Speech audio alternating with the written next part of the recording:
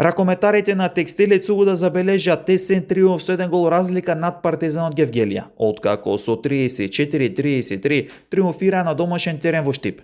Надпреварот од самиот почеток беше неизвестен, со игра гол за гол и често минува на резултатот, а на крај за среќни Штипени бодовете останаа дома.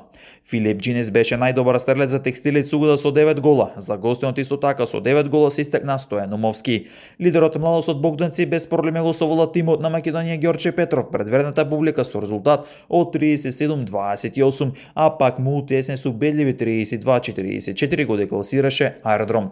Кичево немаше сили, откако како домаќин во Охрид загуби од Овче поле со 23-29, а пак во дербиото од долниот дел на табелата Преспа го доби шампион во гости со 27-31.